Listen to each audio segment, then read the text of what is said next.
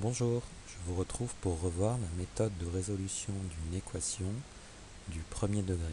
Qu'est-ce qu'une équation du premier degré? Une équation, c'est une égalité où il y a une ou plusieurs inconnus. Ici, pour moi, il y en a une qui est x et du premier degré. Pourquoi? Parce que je n'ai pas de x au carré, ni de x au cube, etc. Donc résoudre une équation, c'est trouver une valeur de x pour laquelle l'égalité de départ est vraie, c'est-à-dire où j'ai la même chose à gauche du signe égal et à droite du signe égal. Il ne faut jamais perdre de vue cet objectif. Mon objectif, c'est d'avoir x égale un nombre, c'est-à-dire que je vais devoir isoler mes x à gauche du signe égal. Et si je veux isoler mes x à gauche du signe égal, je vais devoir supprimer ceux qui sont à droite. À droite, j'ai 4x. Je vais donc les enlever.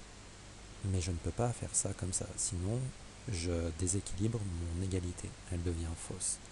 Donc je vais faire la même chose à gauche du signe égal. Je vais enlever 4x. Une égalité, il faut vraiment voir ça comme une balance. Ce que j'ai sur le plateau de gauche doit toujours rester en équilibre avec ce qui est sur le plateau de droite. On fait le bilan. À gauche, qu'est-ce qu'il me reste à gauche de mon signe égal? Eh bien, j'ai toujours le moins 8. J'avais 6x, j'en enlève 4. J'en ai plus que 2.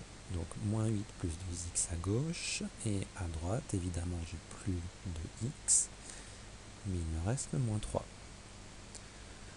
Bien, je ne perds pas de vue mon objectif, avoir que des x à gauche. Donc si je veux que des x à gauche, je vais me séparer du moins 8 en ajoutant son opposé plus 8.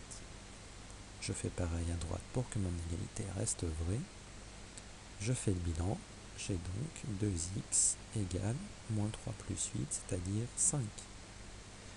2 fois un nombre égale 5, pour avoir qu'une seule fois ce nombre, le contraire de multiplication étant une division, je divise mon membre de gauche et mon membre de droite par 2, et j'obtiens donc x égale 5 demi, ce que je peux aussi écrire sous forme décimale, comme ça tombe juste, x égale 2,5. Et je prends toujours 10 secondes pour remplacer l'inconnu dans mon égalité de départ pour voir si je n'ai pas fait d'erreur. 6 fois 2,5, 15, 15 plus moins 8, 7. Donc 7 comme membre de gauche, et à droite, 4 fois 2,5, 10, 10 moins 3, 7. 7 à gauche, 7 à droite, c'est bon, je n'ai pas fait d'erreur.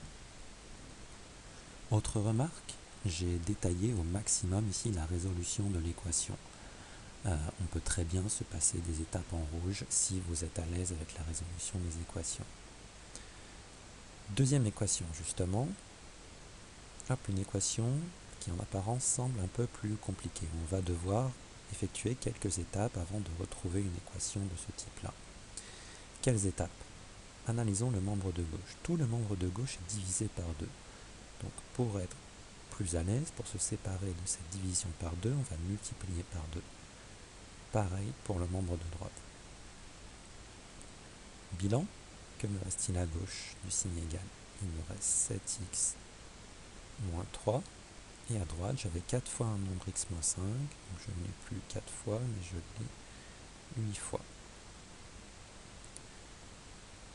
C'est bon pour le membre de gauche. Le membre de droite, j'ai une expression à développer. J'ai 8 fois une parenthèse. Je vais distribuer mon 8 dans la parenthèse, comme vous savez le faire.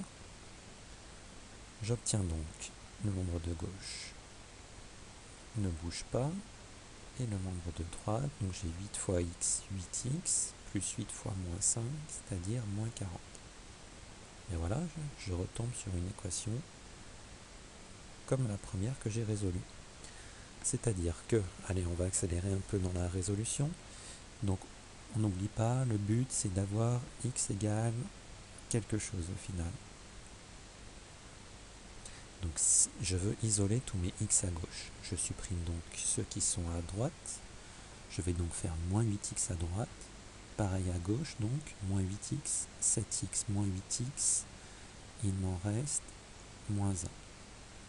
Le moins 3 fait sa vie de son côté. Et à droite, j'ai plus que moins 40. Je veux que des x à gauche, donc je vais supprimer le moins 3. Et pour supprimer le moins 3, je vais donc ajouter son opposé, plus 3. Donc à gauche, j'ai moins x, et à droite, je fais plus 3 aussi. Donc moins 40 plus 3, moins 37.